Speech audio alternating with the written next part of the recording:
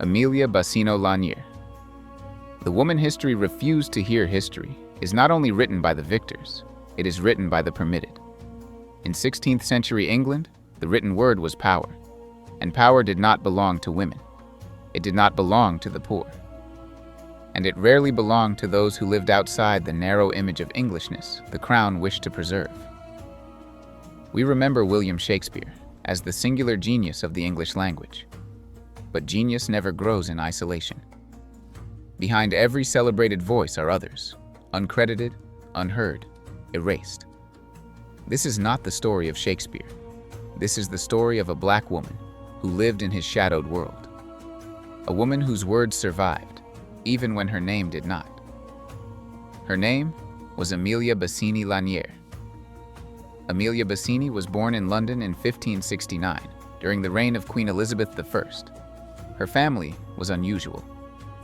Her father, Baptista Basini, was a court musician, part of a respected family of instrumentalists serving the English crown. Music, literacy, and proximity to power shaped Amelia's earliest world. At a time when most girls were denied formal education, Amelia learned scripture, classical rhetoric, courtly language, music, and poetry. This was not accidental. In Tudor England, education was a gate. Amelia was allowed through, but only partially. Knowledge is a dangerous gift to a woman. Once seen, it cannot be unseen.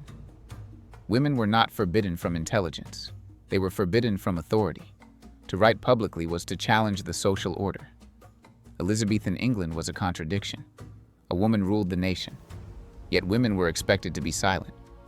Queen Elizabeth I was celebrated as an exception, not an example. Amelia Basini entered adulthood in a world where women could inspire art, women could sponsor art, but women could not own art. Their voices were filtered through men. Ideas spoken aloud could be taken. Written words could be claimed.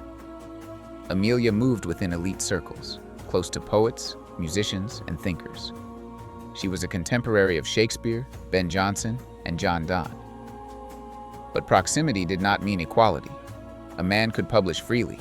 A woman needed protection, patronage, or permission. Amelia's life was not easy. After the death of her parents, she faced financial instability. Her relationships with powerful men placed her in precarious positions.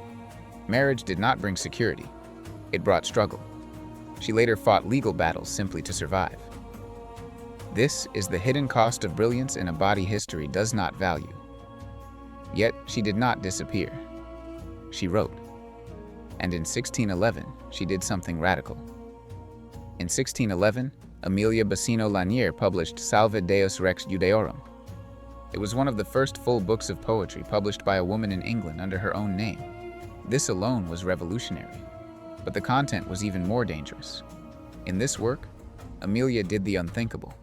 She defended Eve. In Christian doctrine, Eve had been blamed for humanity's fall for centuries. Amelia turned the accusation around. If Eve did err, it was for knowledge's sake. She argued that men, not women, bore greater moral responsibility. She accused male authority of injustice. She reframed theology through a woman's moral lens. This was proto-feminism, centuries before the word existed. She addressed powerful women directly, queens, countesses, patrons, creating a literary sisterhood. This was strategy, and it was defiance, and it. So why is Amelia Basini Lanier not taught beside Shakespeare? Before I continue, like, subscribe, and comment below as we continue to correct the Black history. The answer is not mystery. It is structure. Black women's writing was not preserved. Religious poetry by women was dismissed. Radical theology threatened patriarchy.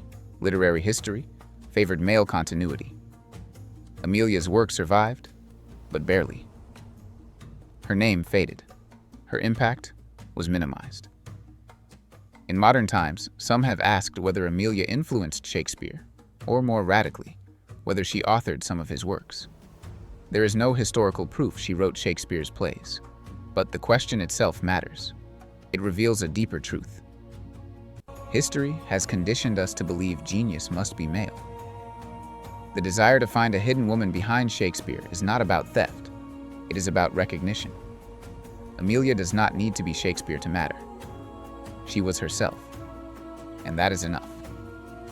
Some scholars speculate about Amelia Basini Lanier's ancestry.